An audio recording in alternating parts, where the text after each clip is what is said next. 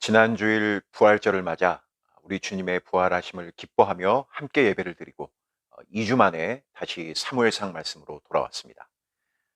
이제 8장은 이스라엘 안에 급격한 변화가 일어나는 시작이라고 지난 시간에 말씀을 드렸는데, 이제 오늘 본문을 통해 그 정확한 내용을 우리가 확인할 수 있습니다. 4절에서 이스라엘 모든 장로들이 사무엘이 있는 라마로 모여서 그에게 요구를 하고 있는데, 5절에 그 내용이 나옵니다. 한마디로 우리에게 왕을 세워달라는 것입니다.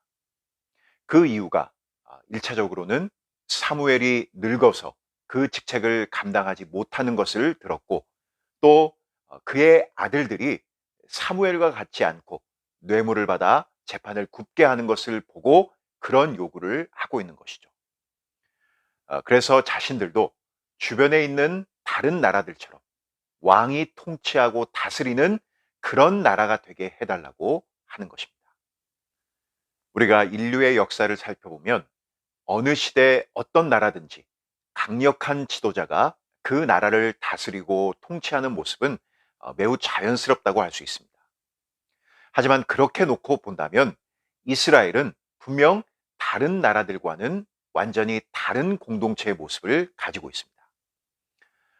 여기 장로들이 사무엘에게 왕을 세워달라고 요구하는 것은 사실 이스라엘이라는 공동체의 근간을 뒤흔드는 행위라고 말할 수 있습니다.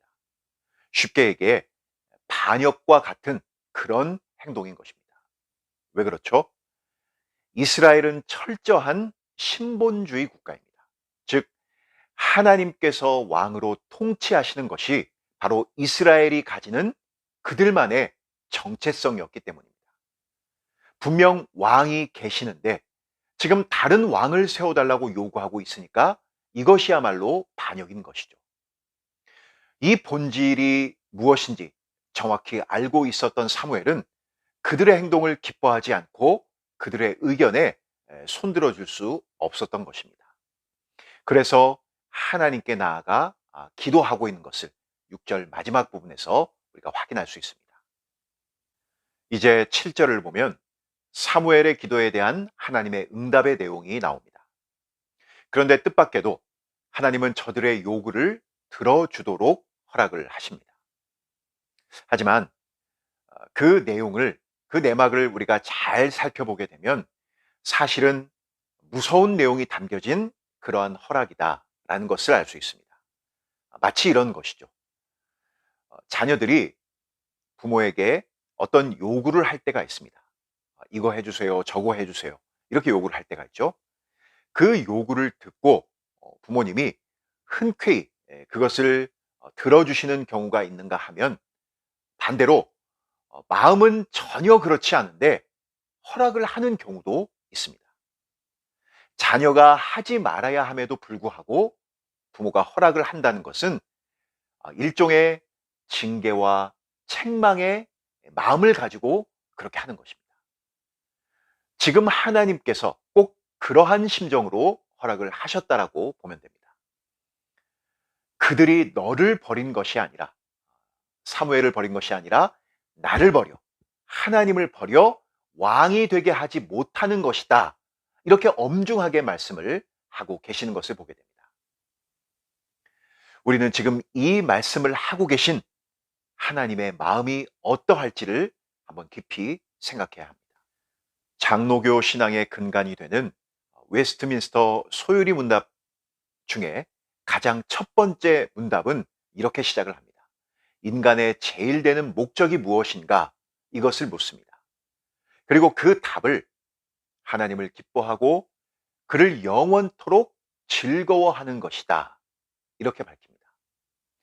이 짧은 문장을 잘 보게 되면 목적어가 두 번 나옵니다. 하나님을, 그리고 그를. 이것이 무엇을 우리에게 의미하는 것일까요?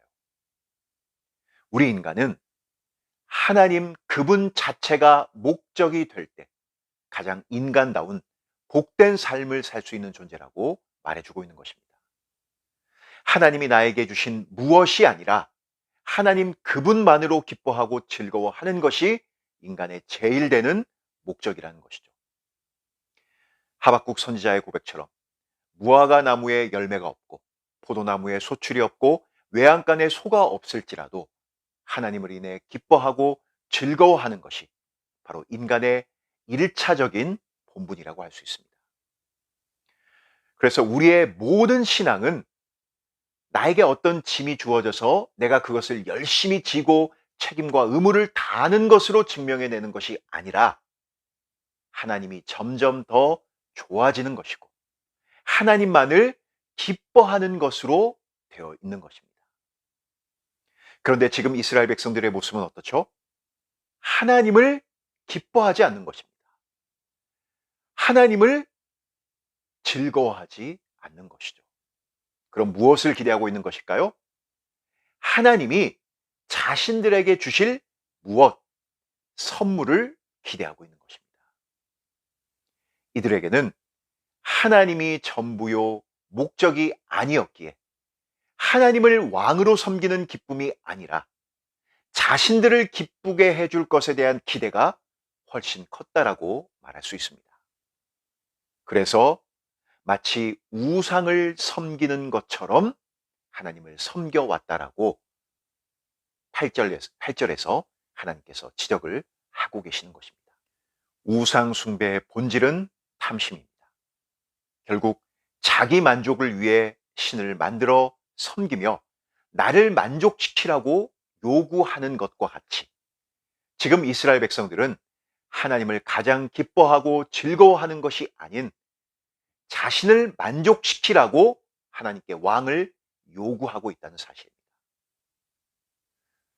오늘 이스라엘 백성들의 이 모습을 통해 우리 자신의 신앙의 모습을 돌아봐야 하겠습니다. 내가 가장 좋아하는 것은 무엇입니까? 무엇이 나를 가장 기쁘게 합니까? 모든 것이 사라져도 반드시 내가 함께할 그 대상은 누구입니까? 지금 내가 하나님을 아버지라고 부르며 그분 앞에 나아갈 수 있는 그 놀라운 복된 의미를 깊이 생각할 수만 있다면 이 질문들의 답은 더 선명해지면서 하나로 모아지게 될 것입니다. 바라기는 하나님 한 분만을 더욱 기뻐하고 즐거워하면서 그렇게 살아가는 삶이 참 행복인 것을 맛보아 알아갈 수 있는 영교회 중고등부 될 수 있기를 간절히 소망합니다. 기도하겠습니다. 하나님 우리 아버지, 오늘 우리에게 주신 귀한 말씀을 통해서 이스라엘 백성들이 요구한 그 요구의 본질이 결국 하나님을 우상처럼 섬기고 하나님 자신이 목적이 아닌 하나님을 기뻐하고 즐거워하는 삶이 아닌 하나님으로부터 주어지는 그 무엇인가를 기대하는 그렇게 우상처럼 하나님을 섬기는 모습이었다는 것을 확인케 되었습니다.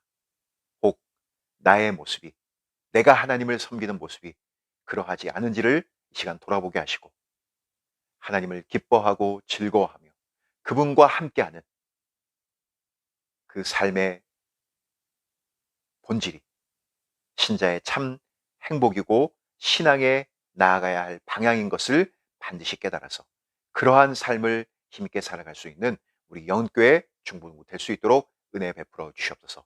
새롭게 시작된 한 주, 이 한 주간도 우리 주님께서 눈동자처럼 지켜보아여 주시고 은혜를 베풀어 주시며 어떠한 어려움과 또 우리에게 주어진 많은 시험과 도전 가운데서도 믿음을 잃지 않고 하나님과 동행하며 승리하는 우리 모두가 되어질 수 있도록 은혜 베풀어 주시옵소서.